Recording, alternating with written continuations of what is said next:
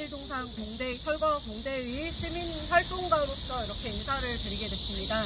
그리고 전국에 계신 이 방송을 지켜보시는 많은 분들도 오늘 제가 하는 이야기를 잠시 좀 들어주시기 바랍니다. 지금 제 옆에는 작년에 이맘때쯤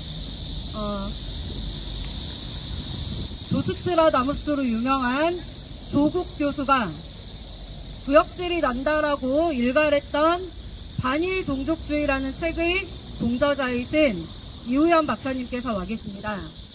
자, 이우연 박사님과 해당 책의 공저자이신 이영훈 교수님은 실증 경제 역사학자십니다. 네.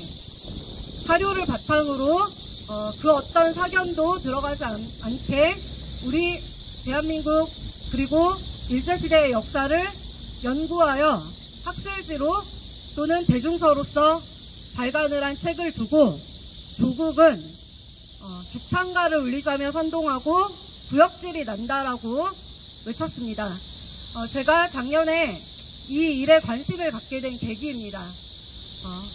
한 사람의 또는 여러 사람의 학자의 연구 결과를 두고 구역질이 난다라고 말을 하는 조국.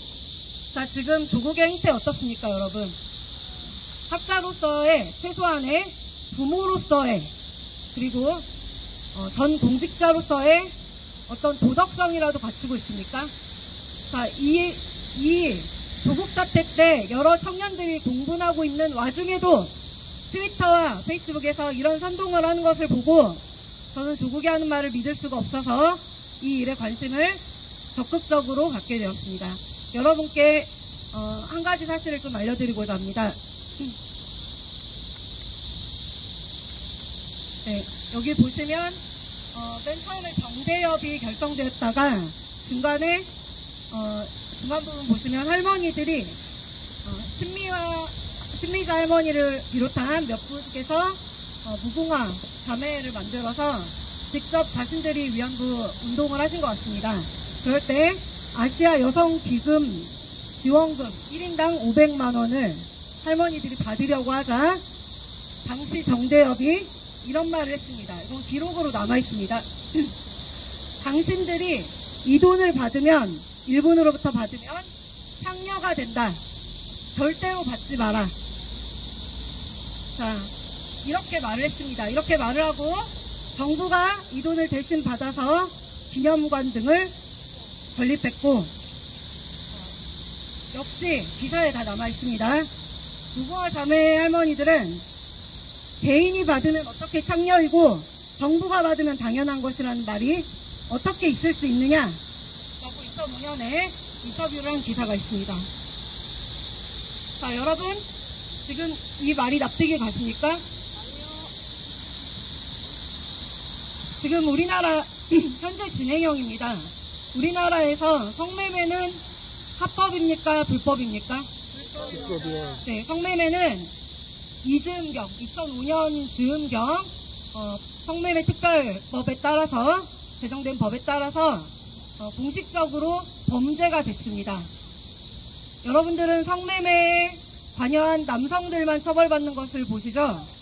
성매매 제공한 노동을 제공한 여성도 범죄자입니다. 자, 그런데 소위 말하는 여성계는 지금 어떻게 하고 있습니까? 정부 지원 예산금을 타내면서 성매매 피해 여성 지원을 한다고 각급 지자체에서 적게는 몇천만 원, 많게는 억대의 지원금을 받아서 활동을 하고 있습니다. 여러분, 제가 최근에 제보를 받은 바에 따르면 어떤 성매매 여성에게는 여성단체가 접근을 해서 너희들이 성매매 피해를 받았다라는 것을 한 번만 말해달라. 그리고 가해자라고 불리는 사람을 발굴해서 한 명만 알려달라. 이렇게 말만 한 번만 해달라. 그러면 어떤 지원을 해주겠다. 이렇게 하면서 접근했다고 합니다. 그래서 그 해당 성매매 여성은 자신이 피해자라고 생각하지도 않고 그리고 성매매 남성을 신분을 밝힐 이유도 없기 때문에 그 제안을 거절했다고 합니다. 자, 여러분, 이런 일들이 지금 일제강점기가 아니라 지금 현재 대한민국에서 일어나고 있는 일입니다. 자, 저는 정치인으로 활동하기 이전에도 그렇고 지금도 그렇고 앞으로도 그럴 것입니다. 세상의 여러 모순과 내로남불, 위선, 거짓과 싸우고 있습니다. 이 위선과 싸우는 데 있어서는 좌도 우도 없습니다.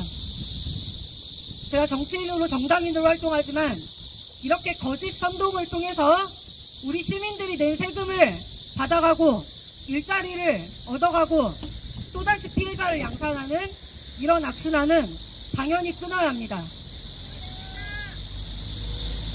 자, 지금 정의연 사태로 여러분들은 이 여성계의 금기, 성역화된 절대선의 영역을 실체를 처음으로 알게 되셨을 것입니다. 정대협, 정의연은 지금 금기화되어 있는 여성계 카르텔의 최고 수장에 해당합니다. 원조에 해당합니다. 이들의 모순의 시발점을 한번 알아보기 위해 저는 여기 계신 공대의 활동가분들의 어떤 전형적이지 않은, 일반적이지 않은 활동에 관심을 갖게 됐습니다. 그리고 우리 시민들이 알고 있는 따뜻한 마음, 동정심, 애국심, 그리고 반일감정으로 막연하게 알고 있었던 지식들이 상당수가 잘못되었다는 것을 알게 됐습니다. 자, 이 거짓 선동의 실체를 여러분들께 하나씩 어떤 외압에도 굴하지 않고 밝히고 알리는데 계속할 것임을 약속드리며 오늘은 제가 직접 성명서를 작성하고 성명서를 낭독하겠습니다. 네. 물. 멀어.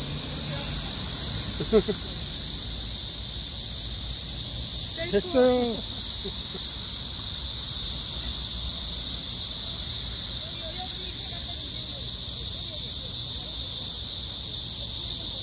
성명서.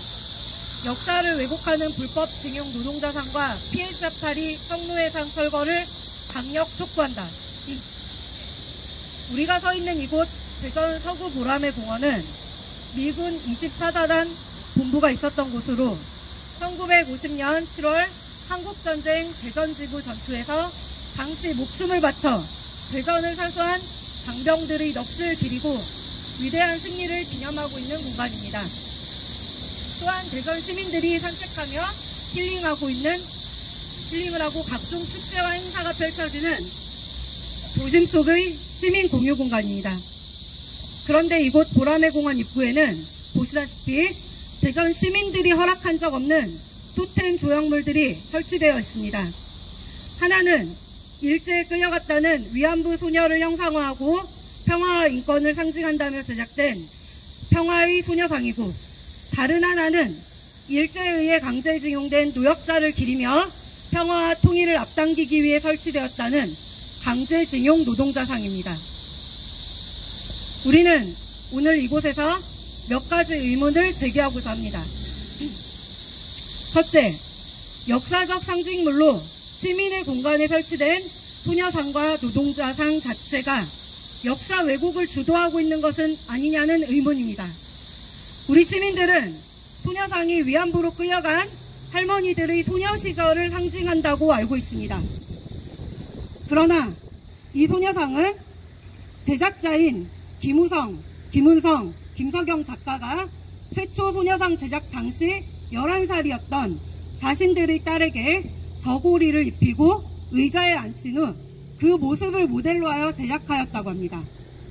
그런데 역사적 사료에 의하면 일제 종군 위안부의 평균 연령은 20대 중후반입니다. 소녀상의 지나치게 작고 어린 모습은 시민들에게 왜곡된 역사 인식을 심어주기 위해 의도된 것이 아니냐는 의문을 들게 합니다. 역시 같은 작가 부부가 만든 강제징용 노동자상 또한 그렇습니다.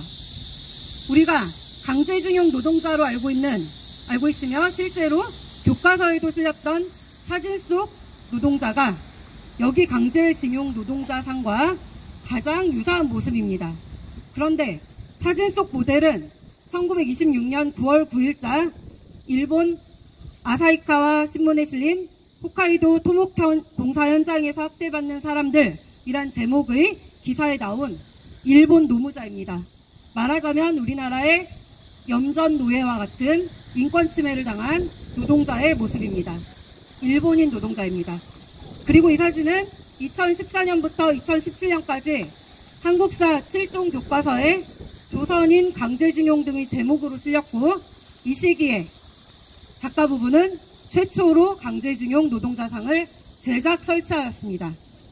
해당 사진은 작년 초 교과서에서 전부 삭제되었습니다. 실제 일본에 징용되어 다녀온 분들의 유족이 제공하고 있는 사진 속 노동자들은 상당히 건강하고 위생적인 모습인데, 시민들에게 반일 감정과 피해의식을 고조하기 위해 징용 노동자 모습 중에 가장 비극적이고 가장 비참한 모습을 표현하느라 하필 일본인 노동자 사진을 모델로 한 것은 아니냐는 의문을 들게 합니다.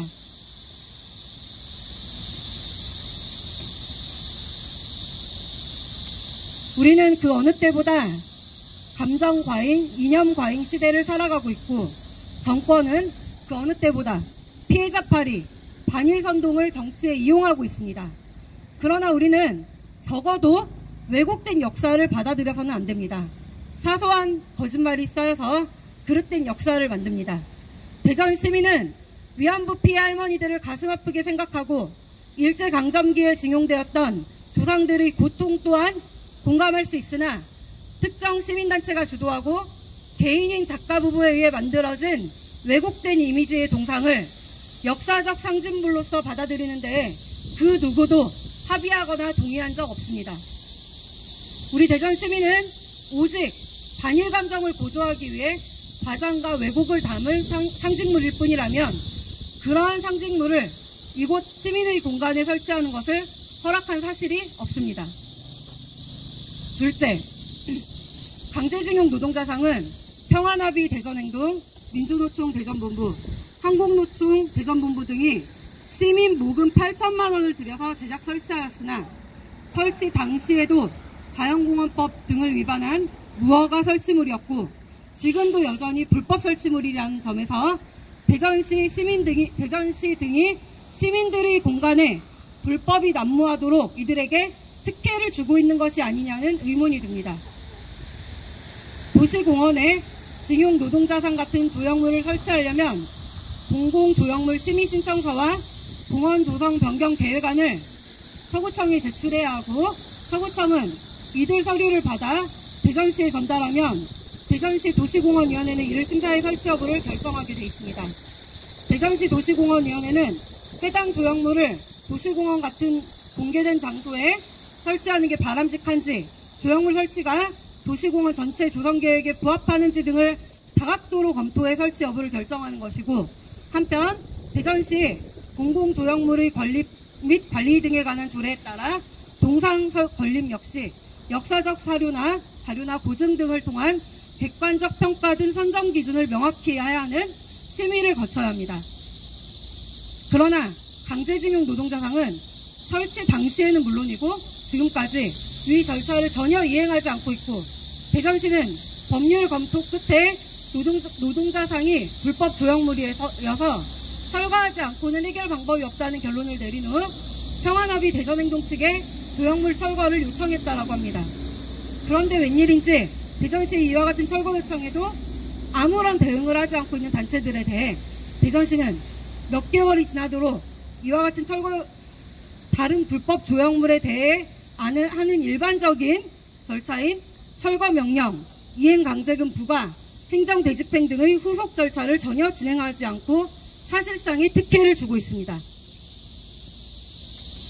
셋째, 소녀상과 노동자상 설치 주최 측은 항상 평화와 인권을 말하며 마지막에는 통일을 촉구하는 행사를 해왔는데, 그들 주장 그대로 일제강점기의 노동과 성을 착취당했던 피해자들의 고통을 기린다는 점에서 본다면 평화와 인권을 주장할 수는 있습니다. 그런데 통일을 촉구하는 것은 논리 비약이 있어 애초에 이들 단체들은 역사적 피해를 앞세워 정치 선동을 하려는 것이 아니냐는 의문을 들게 합니다. 이곳 보라매 공원은 한국전쟁 희생자를 기리는 곳이며 특히 900명에 가까운 미군 사망자들을 기념하기 위해 만들어진 시민공원입니다. 그리고 여전히 우리의 주적인 북한에서는 전 세계가 규탄하는 것처럼 지금도 북한 주민들에 대한 착취가 만연하고 인권 침해가 심각한 상황입니다. 노동자상과 소녀상을 설치하는 주최 측이 주장하는 평화와 통일이라는 것은 과연 북한에서 일어나고 있는 북한 주민들에 대한 인권 침해 상황을 지적하고 이들을 구조하기 위한 활동인지, 아니면 국민들의 반일 감정을 선동하여 교묘히 대한민국 정체성을 조선인민민주주의 공화국으로 자연스럽게 끌고 가기 위한 정치적 꼼수인지 의문이 들게 합니다. 한마디로 위안부와 강제징용 피해자를 기린다면서 평화통일을 외치는 것은 도대체 어떤 맥락인지 알 수 없다는 것입니다. 이들 소녀상과 강제징용 노동자상의 제작자 부부가 이사로 있는 정의연 아시죠? 정의연의 회계부정 사태에서 드러나듯 정의연에 지원된 보조금과 후원금 상당액이 종북 성향의 단체와 조총련 계열에 지급되었다는 점에서 소녀상과 노동자상이 상징하고 보호한다는 위안부와 징용 노동자는 그저 이들의 도구일 뿐이고, 사실은 이를 통해 돈을 모금하여 종북이라는 정치행위와 선동을 숨겨 활동하고자 하는 것은 아닌지 합리적 의문이 든다는 것입니다. 국민적 공분을 샀던 정의연 사태의 주인공이자 소녀상으로 상징되는 위안부 지원단체의 수장이었던 윤미향은 할머니를 팔아 30년간 운영한 윤미향은 벌받아야 한다는 이용수 씨의 주장에도 아랑곳하지 않고 지금 오늘도 국회의원회관 로비에서 위안부 피해자 기림의 나라 행사를 국가 돈으로 대대적으로 하고 있습니다. 우리 국민들은 따뜻한 마음과 애국심을 이용한 사실상의 정치 선동을 위해 역사 왜곡을 하고 피해자 파리를 통해 돈을 모금하고 유용하는 자들을 처단하고 바로잡지 않는 한 우리에게 미래는 없습니다. 우리는 다음과 같이 요구합니다. 하나, 대전시는 불법 설치된 동상에 대해 이행강제금 부과 및 행정대집행을 당장 실시하라. 실시하라. 하나, 위안부 동상과 징용 노동자상을 즉각 철거하라. 하나, 정의연은 당장 해체하고 윤미향을 당장 구속하라. 2020년 8월 13일 반일동상 진실규명공대위 일동. 네, 제가 마무리 발언 하나만 더 하겠습니다. 아주 쉬운 예를 들어드리겠습니다. 제가 성매매 또는 성매매 과정에서 어떤 폭행이나 어떤 강간 등의 피해를 입은 피해자라고 해봅시다, 여러분. 자, 그런데 가해자가 저에게 사과를 하고 합의금을 제시해서 그것을 수용하고 가해자는 이해합당한 처벌을 받았습니다. 자, 그런데 저를 보호하겠다는 시민단체라는 사람들이 접근을 하여 절대로 합의하면 안 돼. 합의금을 받는 순간 너는 청려 인증하는 거야. 자, 이런 말을 한다면 피해자 당사자는 어떤 기분이 들 것입니까? 우멸감이 듭니다. 네, 이용수 씨는 내가 왜 성노예냐 이렇게 외쳤습니다. 어떤 피해가 있을 수 있습니다. 역사적 배경 그리고 우리의 고통스러운 과거, 일제강점기 식민지의 아픔이 있습니다. 그 과정에서 많은 고통을 받은 시민들이 있었습니다. 우리 조상들이 있습니다. 그런데 사과를 수용하고 또 사죄하는 자들이 있고 또 이를 합의 절차를 주선하는 정부가 활동을 해왔습니다. 그런데 도대체 누구를 위해서 끝도 없는 사과를 반복하게 하고 절대로 사과를 받아들이지 못하게 하고 화해를 하고 미래로 나아가는 행위를 반대하면서 중간에서 여러 기금을 타먹고 모금해서 돈을 유용하고 정치적 선동의 도구로 사용하고 자기들 관계된 시발 조직에 돈을 나눠주고 후원금을 계속 모금하고 나아가 정치에 발을 담그고 있습니다. 여러분, 이 과정 속에서 진짜 피해자는 어디로 갔습니까? 진짜 피해자가 있다면 도대체 그들은 존중을 받고 있는 것입니까? 저희 반일동상 진실규명공대위에서는 토착 왜구, 친일, 극우 활동을 하자는 게 아닙니다. 무조건적인 일본 편을 들자 이것도 아닙니다. 거짓 선동, 역사 왜곡 속에서 피해를 이용하고 피해자 탈의를 하면서 끊임없이 자신들을 위한, 자신들 조직 보위를 위한 활동을 하는 자들을 규탄하고 시민들께 진실을 알리고자 하는 것입니다. 네, 이상입니다. 속 시원한 말씀 정말 감사합니다.